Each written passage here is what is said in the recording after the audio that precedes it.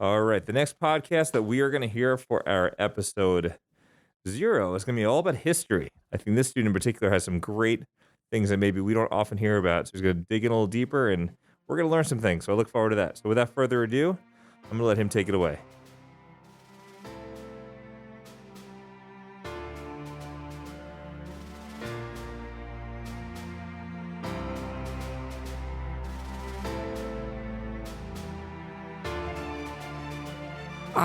Greetings, fellow traveler. I, Loucas, the host, humbly welcome you. Come and join me for episode number 0 of the History Archives, where we dwell into the intricate stories of humans long ago. From heroic tales of valor to bloody wars and tragedy, millions of years of humanity are contained within the books of our library. Let's open one, shall we? Well, before we begin, I should probably introduce myself. As a student and an eager learner, I love history personally. I enjoy reading about wars and empire building, including such as things like the Napoleonic Wars and the Roman Empire. I find these things have the charm about like how humanity came from being cavemen and using stone tools to building massive empires that span millions of miles across our planet. And even now, I still learn a thing or two from reading books and even learning about the development of technology that help in recent current events. So, what I'm here to talk to you about today is one of the key wars that sparked off in the 20th century, particularly World War One. So, why am I covering World War One? Well, I feel like it's important to learn about it because it's the prequel to everything else in the 20th century. Without a World War One, there would be no World War Two or Cold War or every war after that. So World War One is important to learn as it sets the scene for things to come next. So how I plan to do this podcast is by planning out the years year by year, starting with 1914 and going on and on and on until we officially end the war on November 11th, 1918. So let's get into it, shall we? So 1914, the first year, the onset of the war. We begin with Europe at the edge, where we will cover the main causes of the war.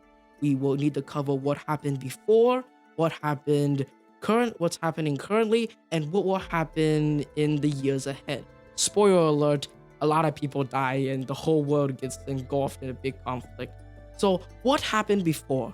Well, in order to know that, we need to go into an area of Europe which is highly disputed over, known as the Balkan area.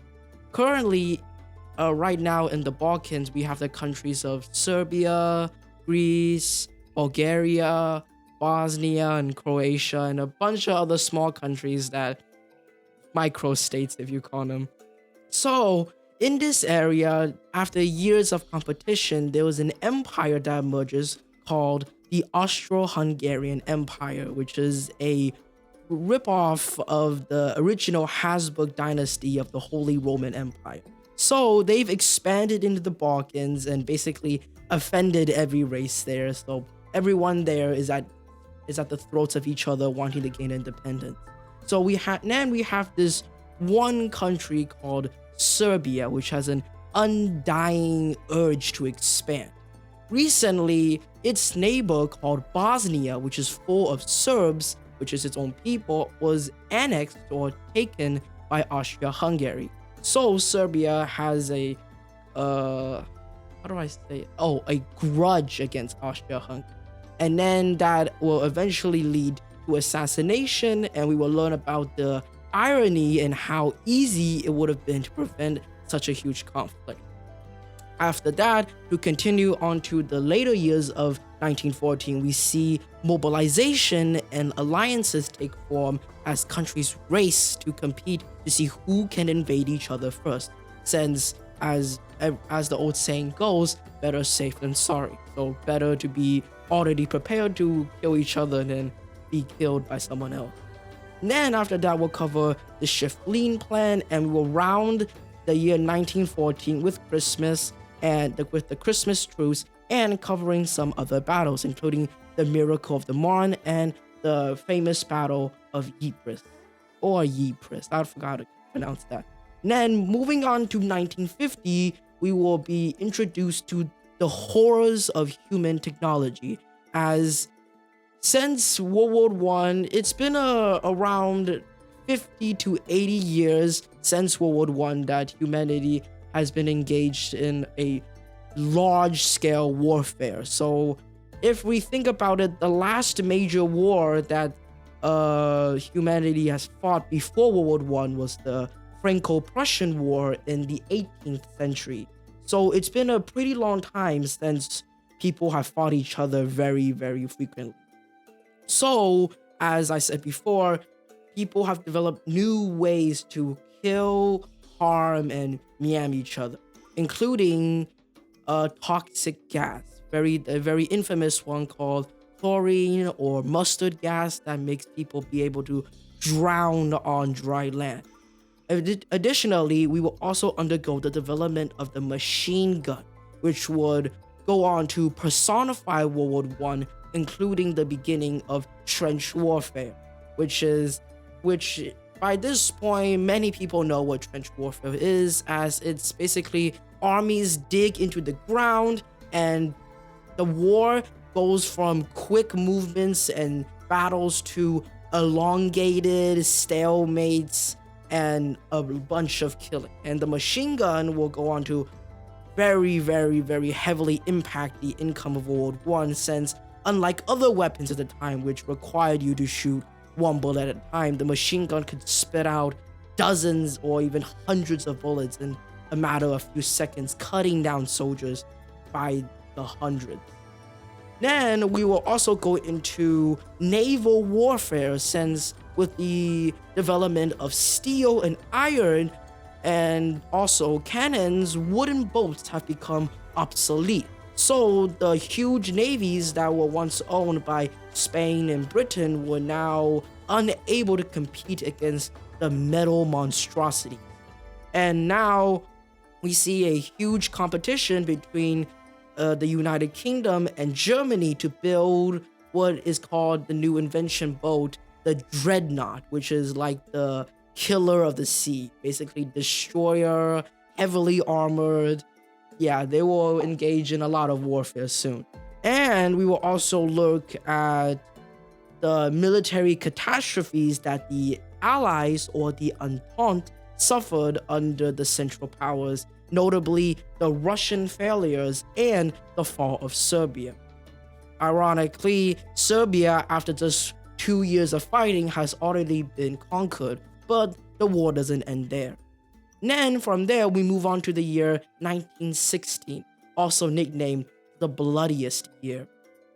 From there, we will cover two important battles, including the Battle of Verdun, which was a massive German onslaught of the city, where flamethrowers and stormtroopers were first used. Additionally, we will cover the Battle of the Somme, which was a British offensive used to take pressure off Verdun. But this would result in the most deadliest day in British history, as more than 300,000 British soldiers died on the first day of the offensive. On the other side of the war, on the Eastern Front, we will have Russia's Brusilov offensive, where Russia also tries to relieve pressure off the British and the French by launching their own attack. This offensive would completely destroy the Austro-Hungarian army, sending them on a massive retreat back to Vienna. However, this victory comes at a huge price, as the mass majority of Russian troops were also decimated. Additionally, we begin to see fighting in the desert, with Turkey joining the war and attacking British-owned Egypt and French colonies in Africa. Additionally, we will see fighting in the sky, the first known time, with airplanes mounting machine guns to shoot each other and dropping bombs on cities as airplanes begin to replace the slow-moving Zeppelin. Finally, we are going into the year where the US joins the fight, 1917, changing tides. Oh yeah, we almost forgot about the Italians. So the Italians used to be on the German side, but then seeing how badly they were surrounded, they switched over and they lost a bunch of land to Austria-Hungary. Additionally, we will also cover the steady and slow fall of the German Empire, starting in the Third Battle of Ypres, where Germany would suffer catastrophic defeats in order to hold the city. Additionally, we will also have the Battle of Cambrai, where British tanks were heavily used. Tanks were first developed to be used during the Battle of the Somme, and these tanks would be a primitive version of what we know today, but they were still heavily effective since it's an armored cannon bulldozing down the lane. But the year 1917, we will also see the collapse of the Russian army and riots in what is back then the capital, Petrograd or Leningrad or St. Petersburg. So we have the steady collapse of Russia and soon to be communist revolution. But also, Germany sends the Zimmergram telegram, which is intercepted by the British. This Zimmergram telegram was to convince Mexico to invade the United States. However, the British forward the message to the United States, and the US officially joins the war on the Allied side, making Germany even in a more desperate situation. However, good news for Germany, they no longer have to fight Russia, as Russia is busy fighting themselves with the communist revolution and Lenin. Finally, we are moving on to 1918 and the steady fall of the Central Powers, starting with Austria-Hungary. Since the Austro-Hungarian army has already been decimated by the Russian offensive, and now that Germany is occupied with the 100 Days Offensive, which is a massive push with United States reinforcement into Germany itself, Austria-Hungary is unable to contain the Romanian offensive from the east and the southern invasion from allies in Greece, and so Austria-Hungary falls. And it's sort of funny to note that the people who started the war, which was Serbia and Austria-Hungary, collapsed before anyone else. That is followed by the collapse of Bulgaria, along with Austria-Hungary, and then the invasion of the Ottoman Empire, which caused it to collapse. And then we will also cover the Armenian genocide, which was a very dark moment in Turkish history. And finally, we will have the Black Day for Germany, and Germany will surrender officially and signs the armistice on November 11th at the 11th hour of the morning, which is today remembered as Veterans Day. So now with our plan fully laid out, I want to speak on why I like history so much, because I find this charm about learning history, sort of like it feels important to learn about the lessons and mistakes of our past so that we can prevent people from making the same mistakes and costing the same life. And additionally, I'm also a fan of war strategies, and I enjoy looking at maps and also drawing fictional maps. And yeah, that just might be a personal reason, but it feels fun for me. And that finishes our story. What a journey has been. But for the world, this is only a mere chapter in the book that contains thousands of years of human history. Thank you for joining me today, and I wish you, traveler, that you might stumble your way back to our archives again, stay a while, and listen to the lessons of the past. Until then, farewell.